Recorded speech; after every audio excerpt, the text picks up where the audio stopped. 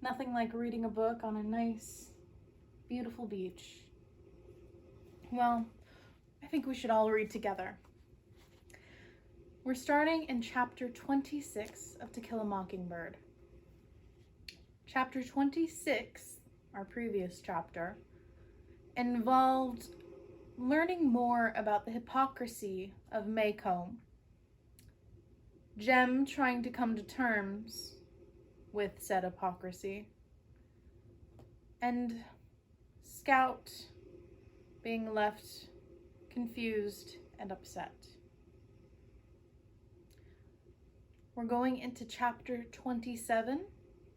Should be about the same length as yesterday's reading. So,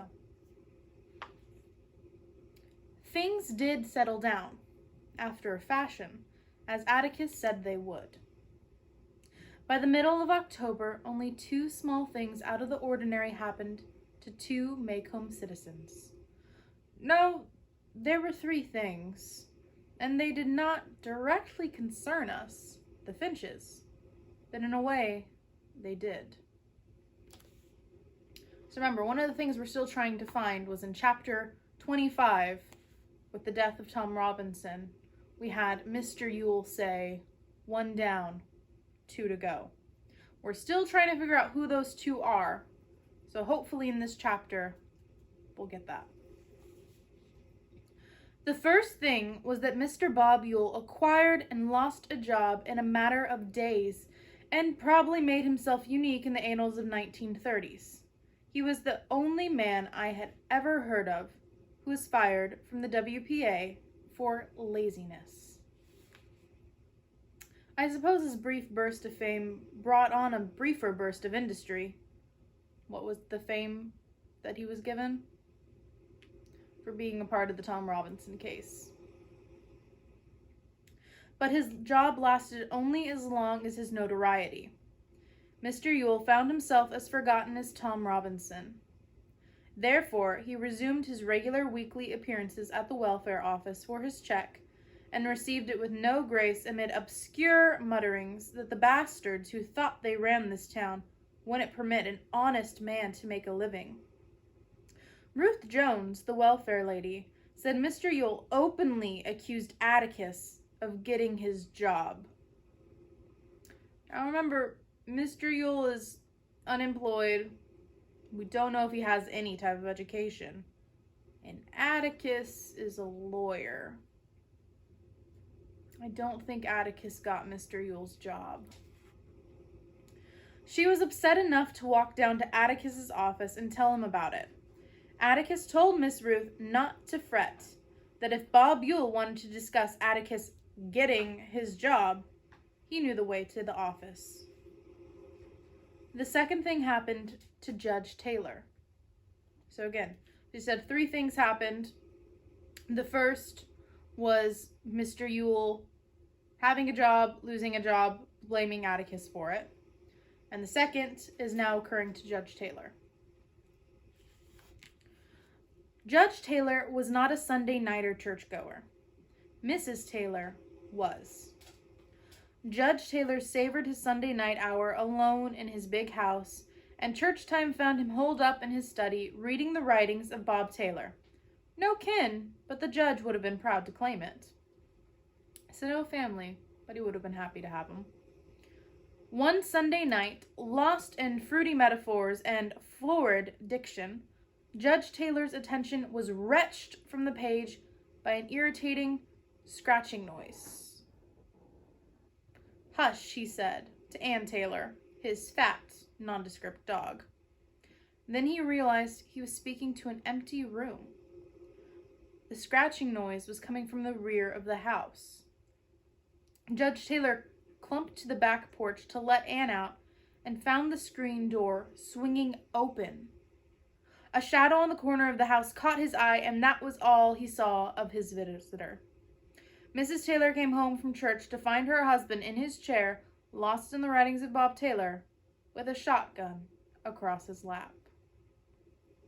So, number 1, we had Mr. Yule losing his job, blaming Atticus.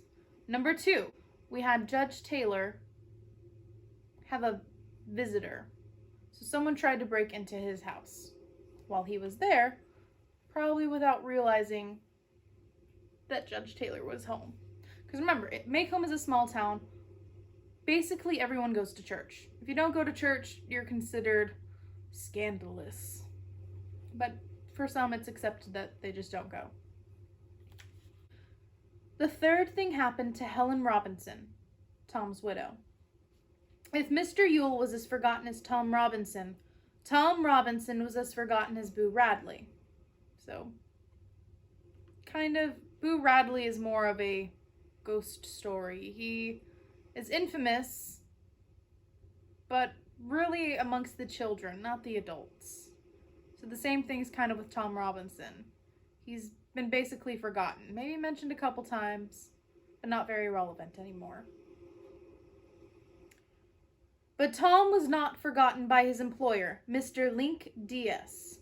Remember, Mr. Link Diaz stood up in the court case and said to everyone that Tom Robinson is a good man. He doesn't deserve this. He's an excellent employee. He was very much in favor of Tom Robinson. Mr. Link Diaz made a job for Helen. He didn't really need her, but he said he felt right bad about the way things turned out. I never knew who took care of her children while Helen was away.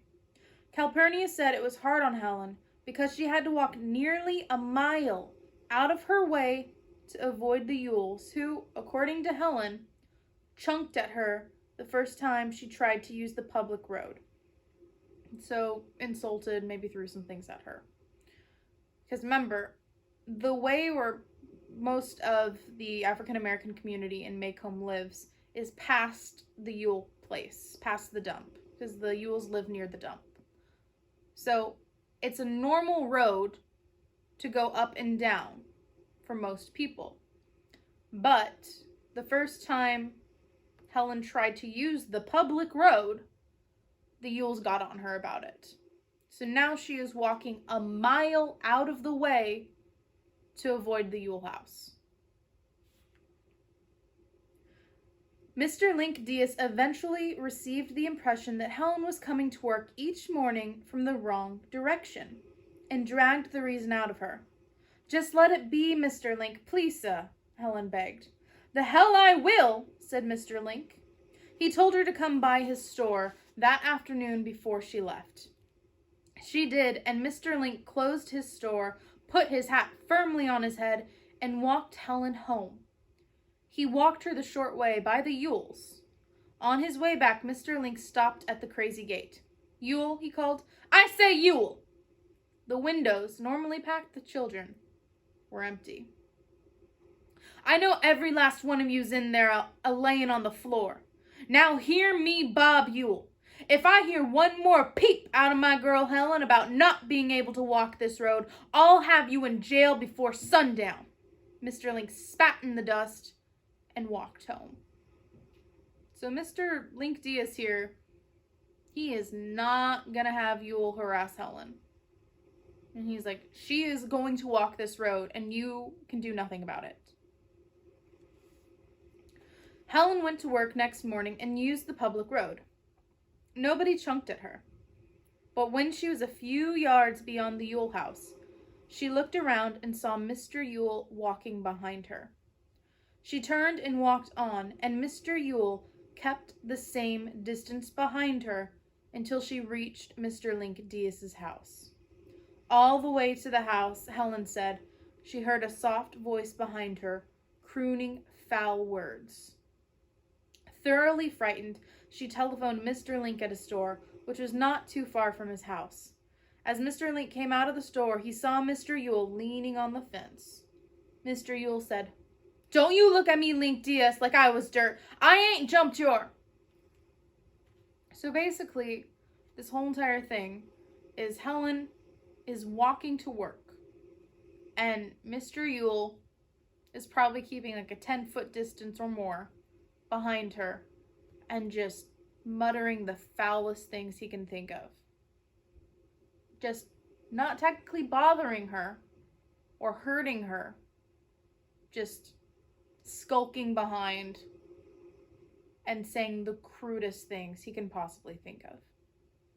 And with Mr. Link Diaz not liking Mr. Yule and his family, bugging her on walking the road, you think Mr. Link Diaz is going to have Mr. Yule doing this? Probably not. First thing you can do, Yule, is get your stinking carcass off my property. You're leaning on it, and I can't afford fresh paint for it. Second thing you can do is stay away from my cook, or I'll have you up for assault. I ain't touched her, Link Diaz, and I ain't about to go with no. You don't have to touch her. All you have to do is make her afraid. And if assaulting ain't enough to keep you locked up for a while, I'll get you in on the ladies' law. So you get out of my sight. If you don't think I mean it, just bother that girl again. So yeah, Mr. Link Diaz is pretty serious. He is not gonna... Oh, hello. So yes, Mr. Link Diaz is not going to have Bob Yule harassing Helen. And he's like, I will get you on assault. I will get you on a lot of things if you keep this up. Don't test me. Mr. Yule evidently thought he meant it, for Helen reported no further trouble. So again, the three things that happened that Scout mentioned. 1, Mr. Yule lost his job and blamed it on Atticus. 2, Judge Taylor had someone trying to break into his house. And 3, we had Helen being harassed by Mr. Yule. I don't like it, Atticus. I don't like it at all, was Aunt Alexandra's assessment of these events.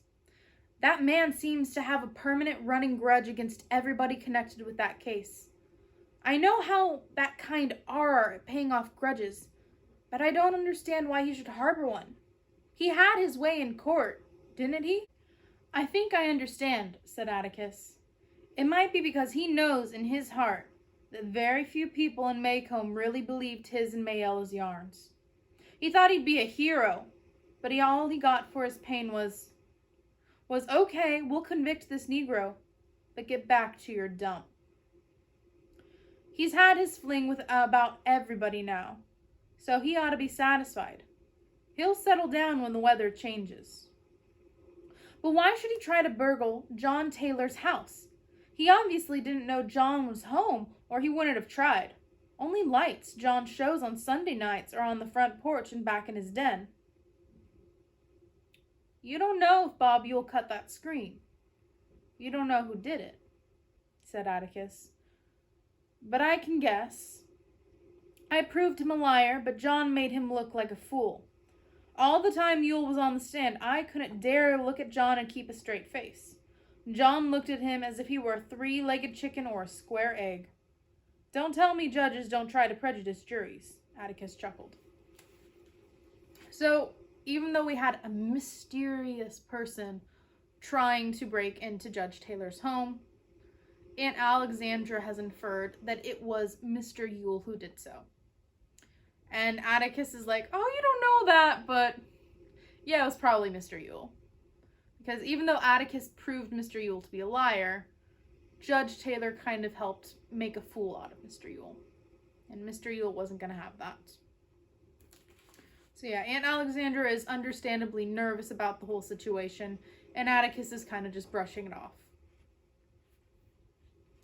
By the end of October, our lives had become the familiar routine of school, play, study. Jem seemed to have put out of his mind whatever it was he wanted to forget, and our classmates mercifully let us forget our father's eccentricities. So, his oddness of defending a black man. Cecil Jacobs asked me one time if Atticus was a radical. When I asked Atticus was so amused I was rather annoyed, but he said he wasn't laughing at me. He said, you tell Cecil I'm about as radical as Cotton Tom Heflin. Aunt Alexandra was thriving. Miss Maudie must have silenced the whole missionary circle at one blow, for Auntie again ruled that roost. Her refreshments grew even more delicious. I learned more about the poor Myrna's social life from listening to Mrs. Merriweather, They had so little sense of family that the whole tribe was one big family. A child had as many fathers as there were men in their community, as many mothers as there were women. J. Grimes Everett was doing his utmost to change this state of affairs and desperately needed our prayers. So again, we get a little more on the runners and we get to the wonderful Mrs. Merriweather. Maycomb was itself again, precisely the same as last year and the year before that, with only 2 minor changes. Firstly, people had removed from their store windows and automobiles the stickers that said NRA, we do our part. I asked Atticus why, and he said it was because the National Recovery Act was dead. I asked who killed it. He said 9 old men. So again, referencing court system. The second change in Maycomb since last year was not one of national significance. Until then, Halloween in Maycomb was a completely unorganized affair. Each child did what he wanted to do, with assistance from other children, if there was anything to be moved, such as placing a light buggy on top of the livery stable. But parents thought things went too far last year, when the peace of Miss Tootie and Miss Fruity were shattered. So Halloween back in the 30s wasn't really a thing. It didn't become what we know it as costumes and candy and trick-or-treating until around this time. It was actually a small town in America that had children running havoc, that they destroyed a garden of these 2 older women. And these women decided, okay, we don't want this happening to our garden again. What can we do? So they decided to create a almost fall festival with candy, bobbing for apples, costumes the following year. And that year they found out, hey, there wasn't any madness or tricks. It was peaceful. So it became a thing that they did yearly, and it spread through other towns, and that's kind of how Halloween, here in the United States at least, came about. So just some women wanting peace. And now, apparently, Halloween in Maycomb has gone a little too far for 2 old women, Miss Tootie and Miss Fruity. Mrs. Tootie and Fruity Barber were maiden ladies, sisters, who lived together in the only Maycomb residence boasting a cellar.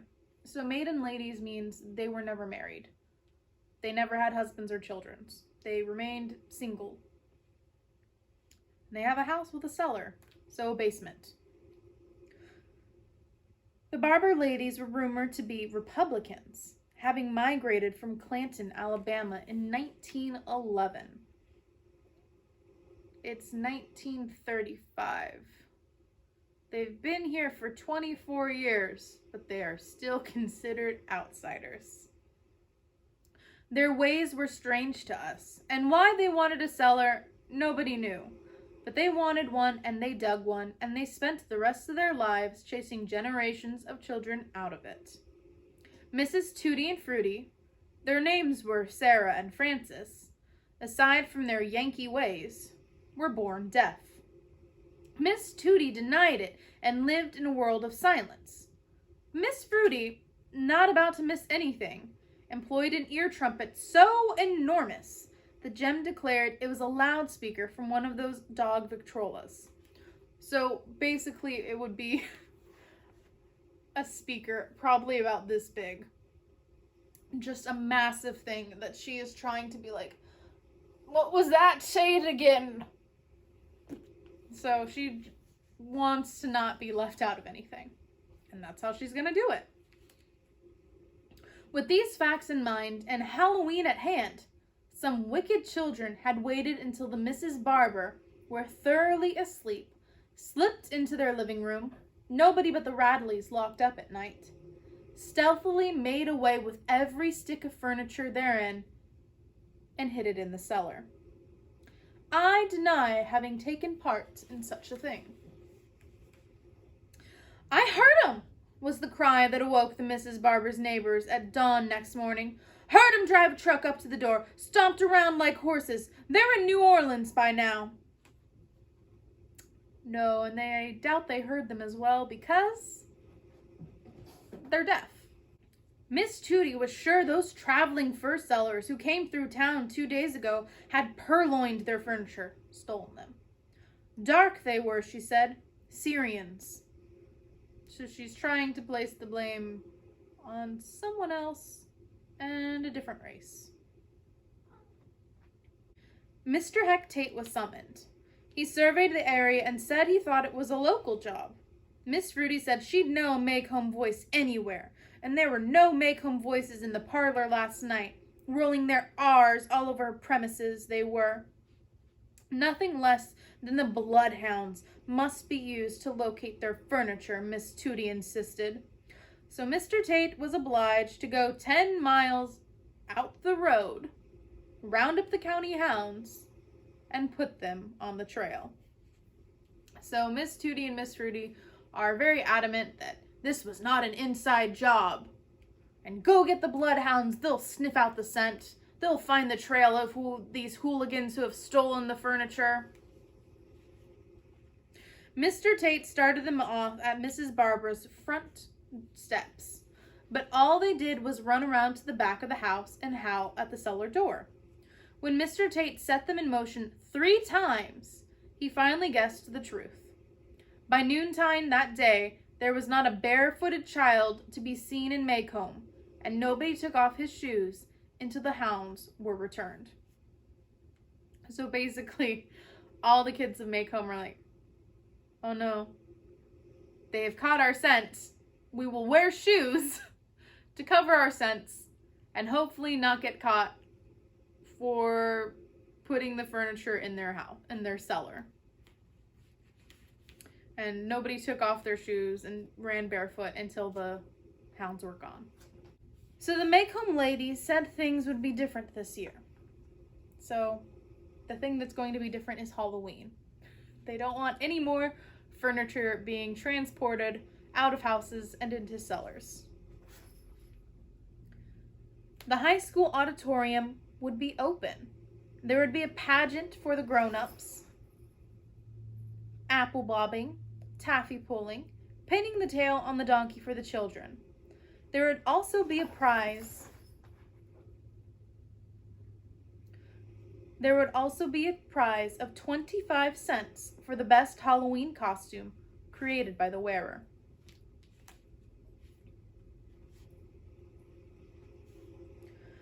Jem and I both groaned.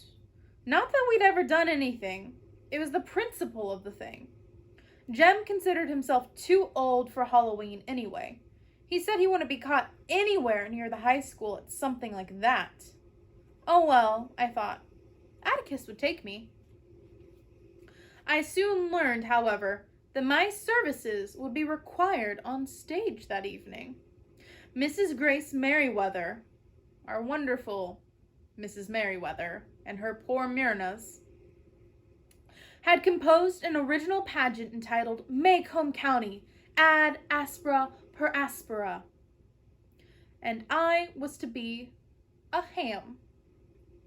She thought it would be adorable if some of the children were costumed to represent the county's agricultural products. Cecil Jacobs would be dressed up to look like a cow. Agnes Boone would make a lovely butterbean.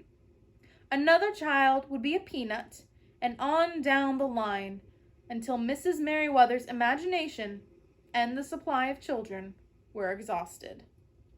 So yes, there is going to be a pageant, a play put on, written by Mrs. Grace Merriweather, and Scout is to be a ham.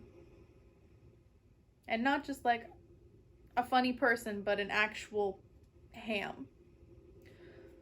Our only duties, as far as I could gather from our 2 rehearsals, were to enter from stage left as Mrs. Merriweather, not only the author, but the narrator, identified us.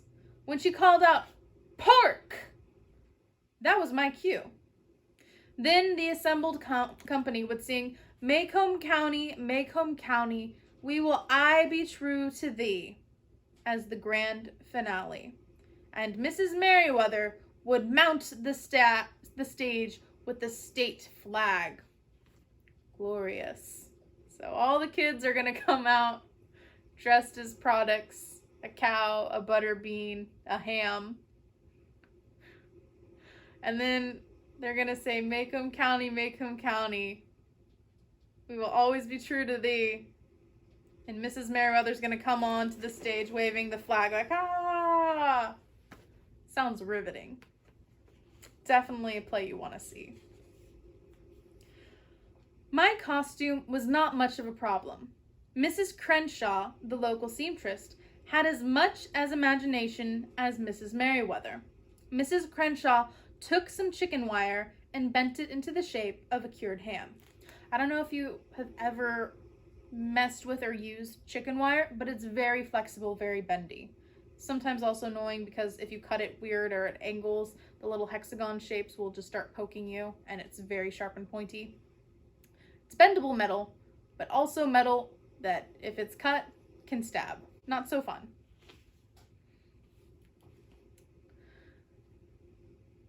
So she's shaping it into the shape of a cured ham. So like ham on a stick, on a bone. This she covered with brown cloth and painted it to resemble the original.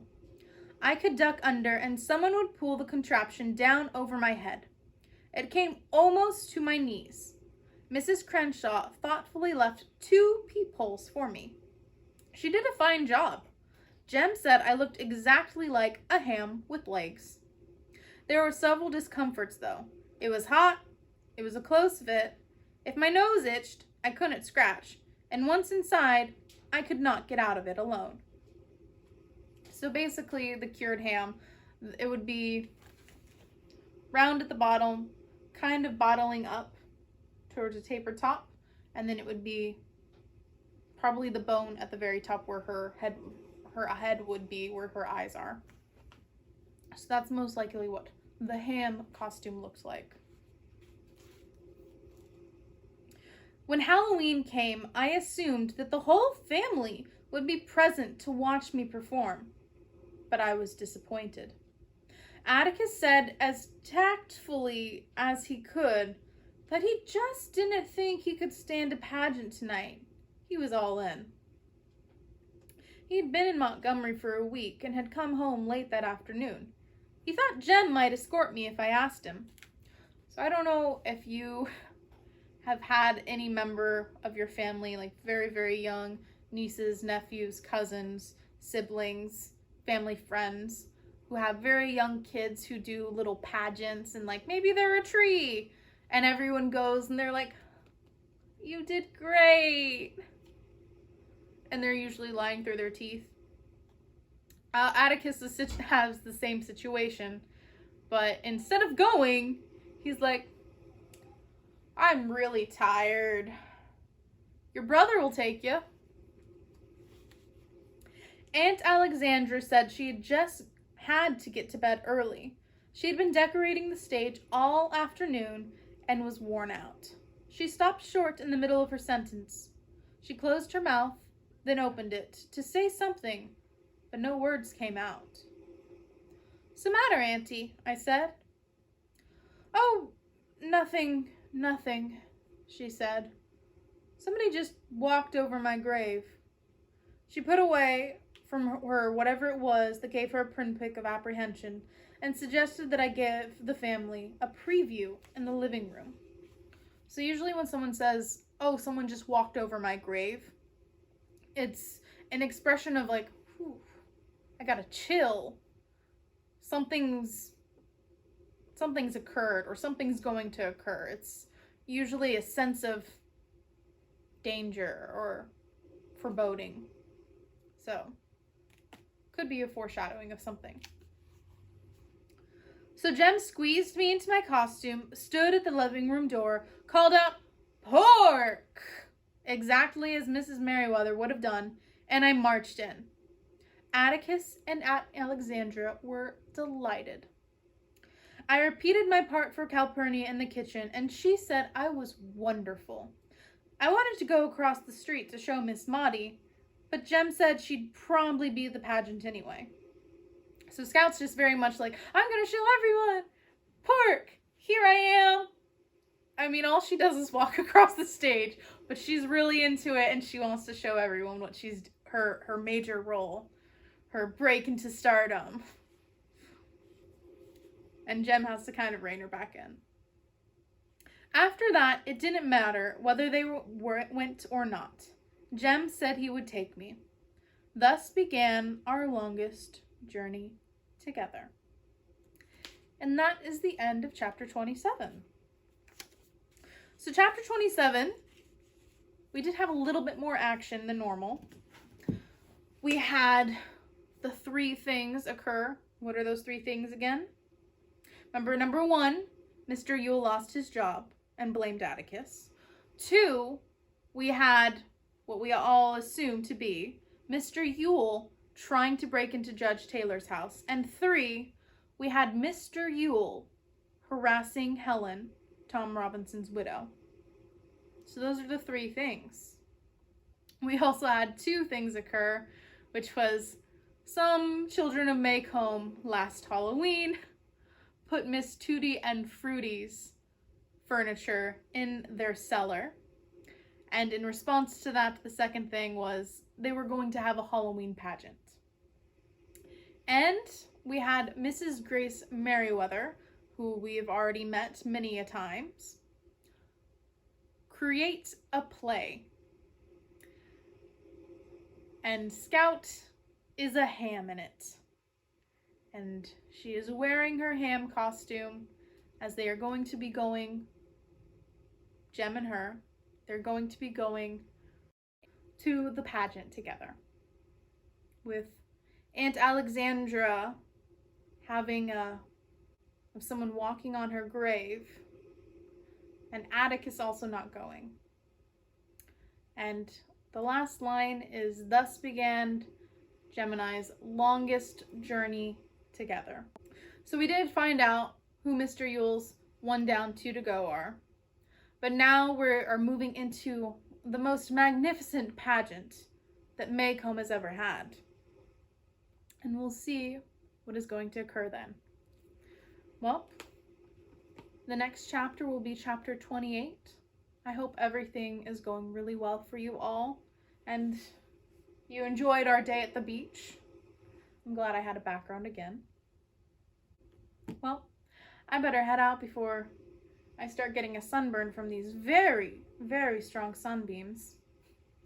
I hope you all have a very nice rest of your day, and I will see you tomorrow for chapter 28. Bye!